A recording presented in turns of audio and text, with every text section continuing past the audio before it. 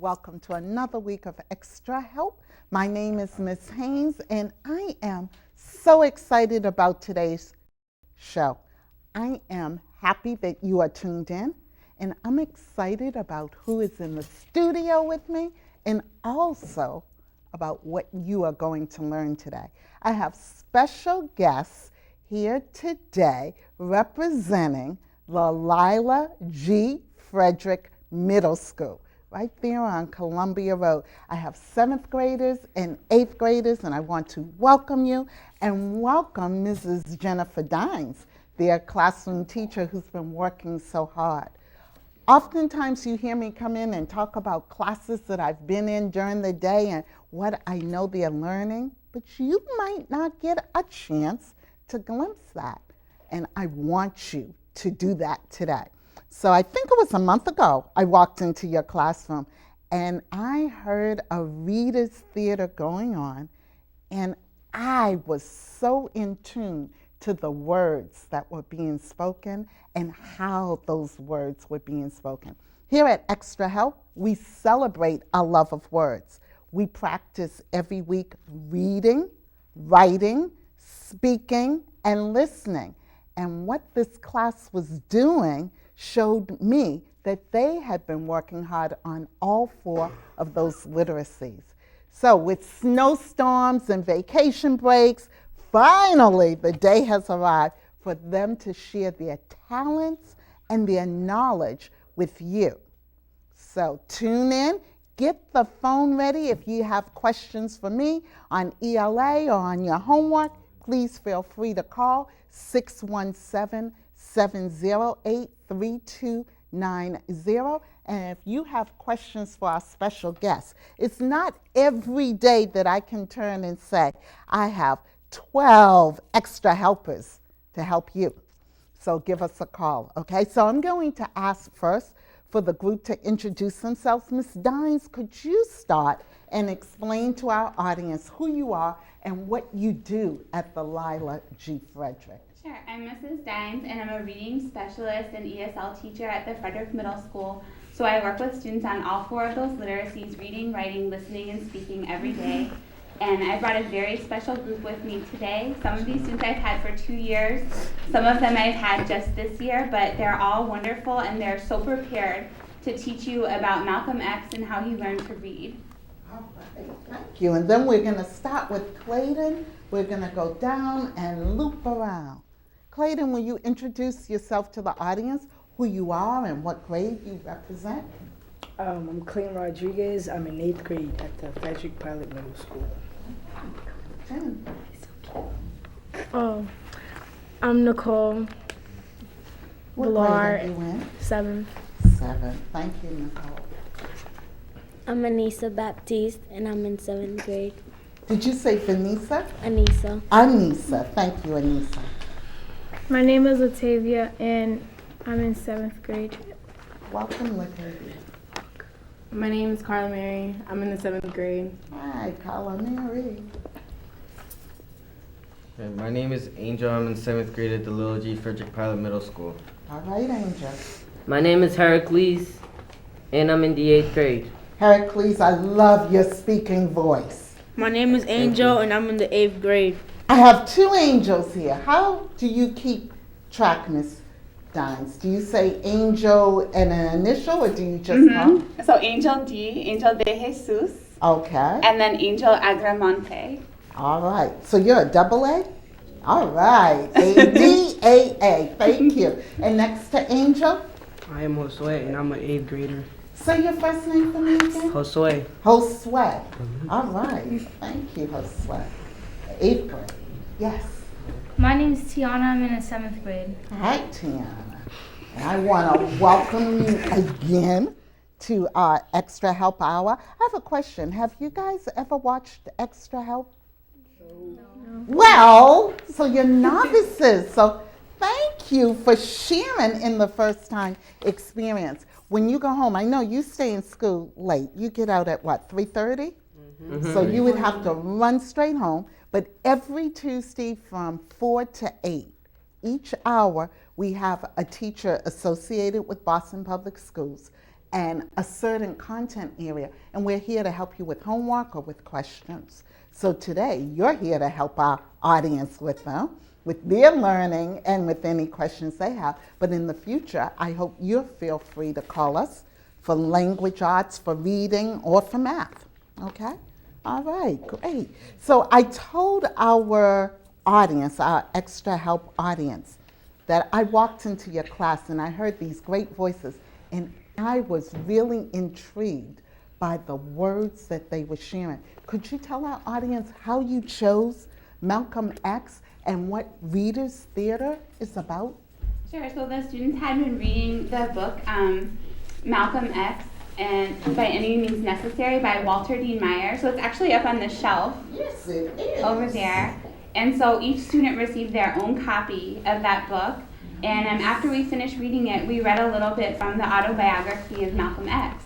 And when we read this excerpt about how Malcolm X was learning to read, the students actually chose Malcolm X's words of what they thought was most important. And then we used that to create it into a script that the students had performed for their classmates.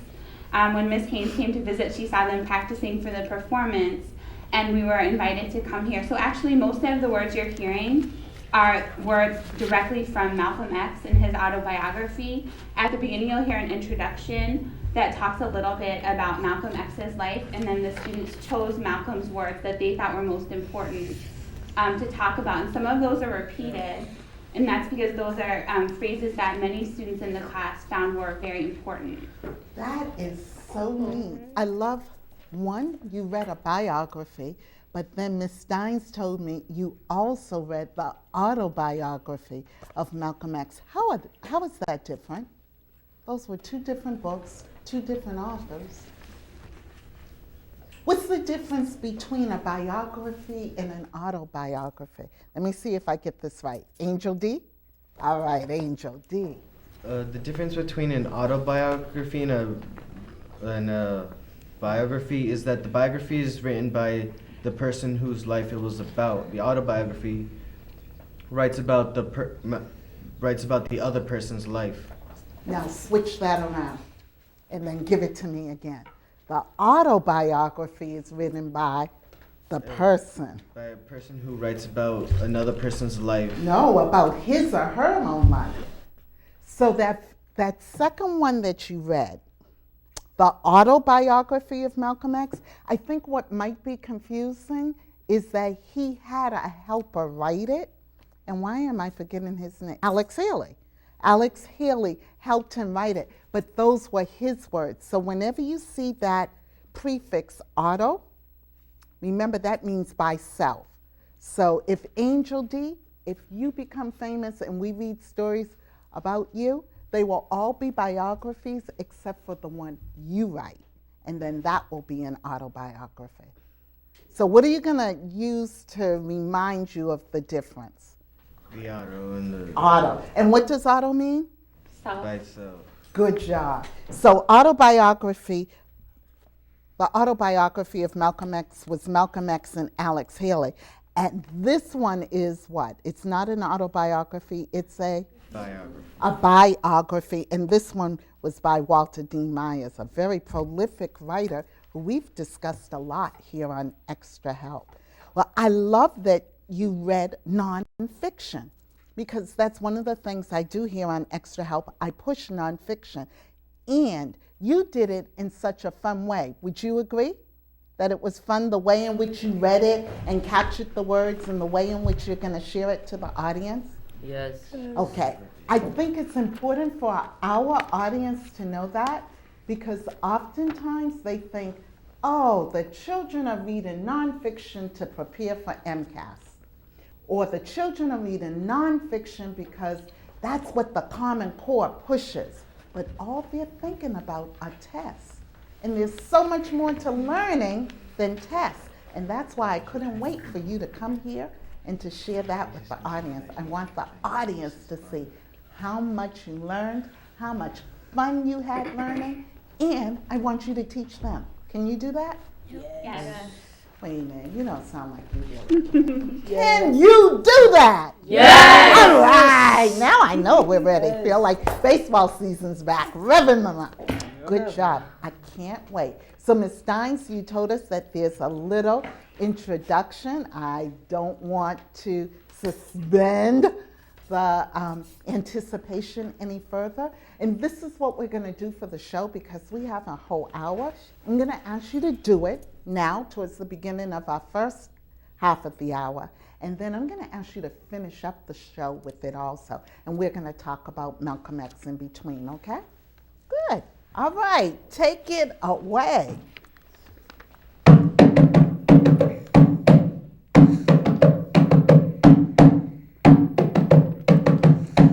Malcolm X! Born Malcolm Little on May 19, 1925. Malcolm X was one of the most articulate and powerful leaders of Black America during the 1960s.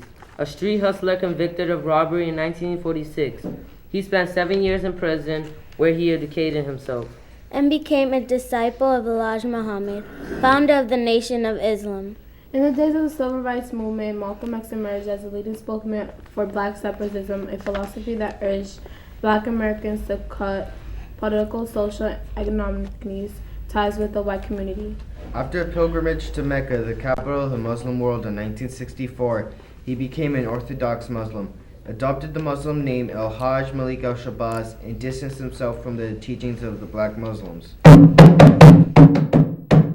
He was assassinated in 1965. Many people who hear me today somewhere in person or on television will think I went to school far beyond the 8th grade. This impression is due entirely to my prison studies. Out in the street, I had been the most articulate hustler out there. I had commanded attention when I said something. But now trying to write simple English, I not only wasn't articulate, I wasn't even functional. It really began back in the Charlestown prison in Boston. I had a friend named Bibby, and I felt envy of his stock of knowledge. I tried to emulate him, but every book I picked up had sentences that I didn't understand.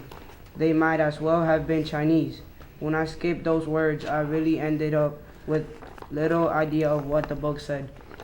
I became increasingly frustrated at not being able to express what I wanted to convey in the letters that I wrote, especially to Mr. Elijah Muhammad. I saw that the best thing I could do was to get a hold of a dictionary. I saw that the best thing I could do was to get a hold of a dictionary. I saw that the best thing I could do was to get a hold of a dictionary. To study, to learn some words. I saw that the best thing I could do was to get a hold of the dictionary. To study, to learn some new words. I saw that the best thing I could do was to get a hold of a dictionary. To study, to learn some new words. I was lucky enough to also reason that I should try to improve my penmanship. It was sad. I couldn't even write in a straight line. I spent 2 days ruffling uncertainly through the dictionary pages. I had never realized so many words existed. Finally, I began copying from the dictionary. I woke up the next morning thinking about those words, immensely proud. I was immensely proud to realize that not only I had written so much at one time, but I had written words that I never knew were in the world. I reviewed the words whose meaning I didn't remember. I was so fascinated that I went out and copied the dictionary's next page. I copied many pages from the dictionary into a writing tablet. I went a lot faster, so much practice helped me to pick up my handwriting speed. With every succeeding page, I learned of people and places. and events from history. Actually, the dictionary is like a miniature encyclopedia. Finally, the dictionary's A section had filled the whole tablet, and I went on to the B's. That was the way I started copying what eventually became an entire dictionary. Between what I wrote in my tablet and writing letters during the rest of my time in prison, I would guess I wrote 1 million words. From the time I could read a book And understand what the book was saying. Until the time I left prison. And every free moment I had, If I was not reading in the library, I was reading on my bunk. You couldn't have gotten me out of books with a wedge. With my reading of books, months passed without my even thinking about being in prison. In fact, up until then, I had never been so truly free in my life. in prison there were weekly debates between teams of inmates. If you would be astonished to know how worked up the convict debaters and audience would get over a subject like, should babies be fed milk? As you can imagine, especially in a prison where there was heavy emphasis on rehabilitation, an inmate was smiled upon if he demonstrated an unusually intense interest in books. There was a sizable number of well-read inmates, especially the popular debaters. Some were said by many to be practically walking encyclopedia. No university. They were almost celebrities. No university would ask any students to devour literature as I did. When this new world opened up to me, of beginning able to read and to understand. This new world opened up to me of being able to read and understand. I read more in my room than in the library itself. I prefer reading the total saturation of my own room. When I progressed to really serious reading every night at about 10 p.m., I would be outraged with the lights out. It always seemed to catch me in the middle of something engrossing. Fortunately, right outside my door was a corridor light that cast a glow into my room. The glow was enough to read by once my eyes adjusted to it. So when lights out came, I would sit on the floor where I could continue reading in that glow. Each time I heard the approaching footsteps, I jumped into bed, fanned, asleep. The teaching of Mr. Muhammad stressed how history had been whitened. When white men had written history books, the black man simply had been left out. I will never forget how shocked I was when I began reading about slavery's total horror. It made such an impact upon me that it later became one of my favorite subjects when I became a minister of Mr. Muhammad's. The world's most monstrous crime, the sin and the blood on the white man's hands are almost impossible to believe. Book after book showed me how the white man had brought suffering upon the world's black, brown, red, and yellow people. I knew right there in prison that reading had changed forever the course of my life. My homemade education gave me, with every additional book that I read, a little bit more sensitivity to the deafness, dumbness, and blindness that was afflicting the black race in America. Someone once asked me, "What is your alma mater? What university did you attend?" I told them, books. You will never catch me with a free 15 minutes. In which I'm not studying something I feel might be able to help the black man. You will never catch me with the free 15 minutes in which I'm not studying something I feel I might be able to help the black man. Malcolm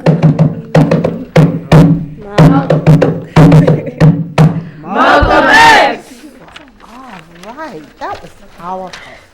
So for our viewing audience, give us a call, give some shout out.